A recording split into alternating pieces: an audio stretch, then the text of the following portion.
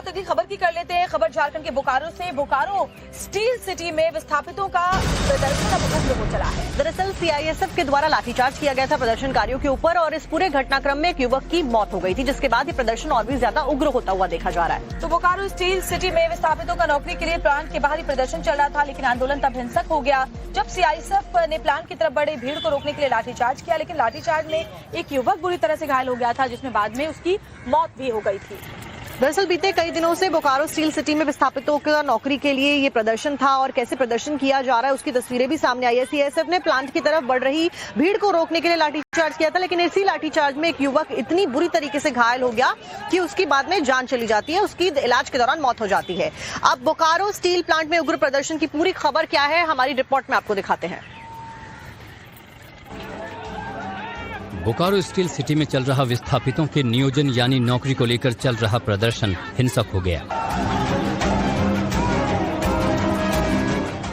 BSL की सुरक्षा team और सीआईएसएफ ने इसी दौरान प्रदर्शनकारियों को स्टील प्लांट के गेट से पीछे करने के लिए लाठीचार्ज शुरू कर दिया, जिसमें 26 साल का एक युवक इतनी बुरी तरह से घायल हो गया कि इलाज के दौरान उसकी मौत हो गई।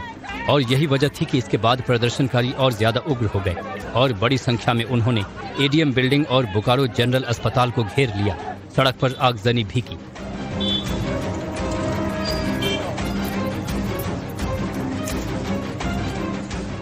सीआईएसएफ के इस लाठीचार्ज में कई लोगों के भी घायल होने की खबर है और इस लाठीचार्ज के बाद भी इलाके में और ज्यादा तनाव बढ़ गया है और विस्थापितों के बीच गुस्सा बढ़ गया है।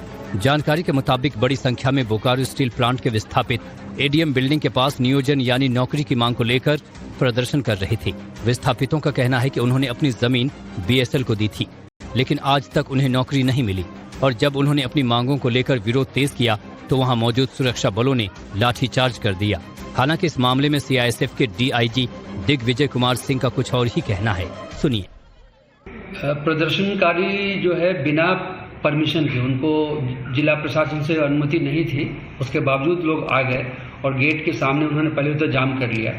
कुछ देर के बाद जो है वो बीच बीच में हमारे लोगों पर पत्थरबाजी कर रहे थे या अटैक कर रहे थे। हमारे लोग 2-3 राउंड जो है उनके जो भी प्रहार कर रहे थे उस पर उन्होंने रिएक्ट नहीं किया। फिर जब वो बैरिकेड को तोड़ कर गया, बिल्कुल नजदीक आकर के लाठी से मारने लगे, पत्थर फेंकने लगे और हमारे कई लोग इंजर्ड हो गए। तब जाके उनको हमने भगाने की कोशिश की। उस भगाने के क्रम में ही कुछ लोग गिरे हैं।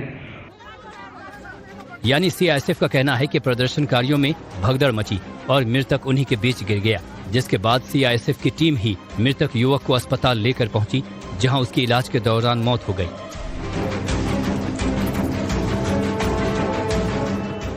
नौकरी की मांग के लिए धरने पर बैठे 26 साल के प्रेम महतो की मौत के बाद लोगों में काफी नाराजगी है। विरोध कर रहे लोगों का साफ साफ कहना है कि जब तक उन्हें न्याय नहीं मिलेगा वो अपना आंदोलन बंद नहीं करेंगे, बल्कि इसे हर दिन के साथ और तेज करेंगे।